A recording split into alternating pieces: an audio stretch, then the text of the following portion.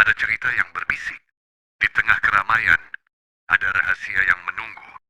Selamat datang di tempat di mana horor tidak hanya meneror, tetapi juga merasuk ke dalam pikiran. Ada ketakutan yang berteriak, dan ada ketakutan yang diam-diam menyelinap ke sela-sela jiwa. Kita akan menyusuri yang kedua. Bukan tentang darah dan teriakan. Ini tentang getaran di tengkuk, bisikan dari masa lalu, dan bayangan yang tak pernah benar-benar pergi. Mari kita selami horor yang paling pribadi. Selamat mendengarkan dan hati-hati. Cerita ini adalah karya fiksi. Semua nama, tokoh, tempat, kejadian, dan situasi yang diceritakan adalah hasil rekaan penulis atau digunakan dalam konteks fiktif belaka.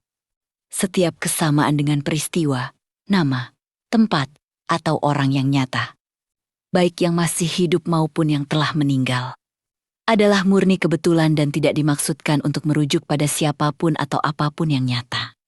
Cerita ini dibuat untuk tujuan hiburan dan imajinasi semata. Selamat mendengarkan. Judul cerita, Pesanan Senja. Senja mulai merayap di antara gedung-gedung Jakarta ketika Andi, driver Gojek, menerima notifikasi pesanan. Layar ponselnya menunjukkan titik jemput, Jalan Mawar nomor 17, Gang Buntu. Tujuannya, TPU Kunciran, Tangerang. Nekat banget order ke kuburan jam segini, gumam Andi sambil menerima pesanan. Tarif yang ditawarkan hampir 3 kali lipat normal. Tag nama pelanggan, Burina. Gang Buntu memang sesuai namanya. Penerangan minim, rumah-rumah tua berjajar seperti gigi yang rapuh. Di ujung gong, seorang perempuan berdiri. Ia memakai kebaya lusuh warna coklat, wajahnya pucat diterpa cahaya lampu senja.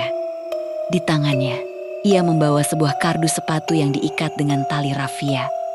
Ke TPU Kunciran, ya, Mas. Suaranya parau, nyaris berbisik. Andi mengangguk, memberikan helm. Perempuan itu menolak halus. Tak usah, kepala saya pusing, katanya. Sepanjang perjalanan, Andi mencuri pandang lewat kaca spion.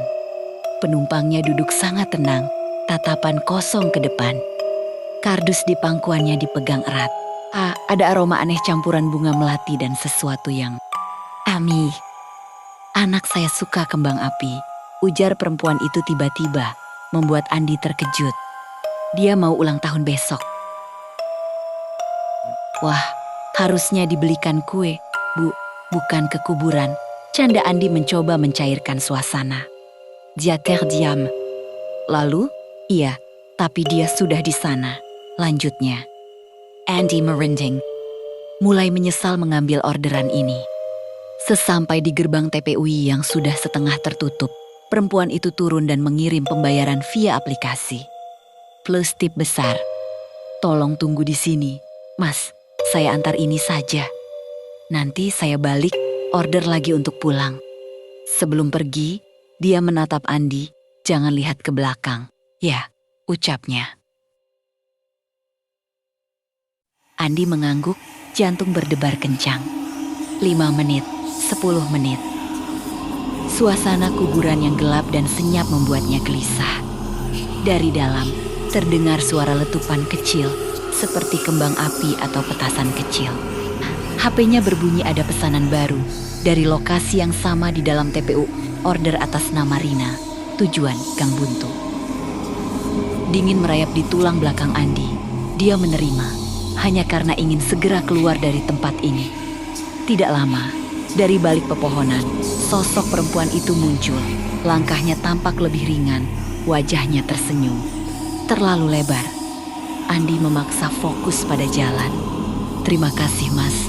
Anak saya senang sekali dengan kembang apinya, bisiknya. Andi hanya mengangguk, keringat dingin mengucur. Sesampainya di Gang Buntu, perempuan itu turun sambil mengucapkan hati-hati.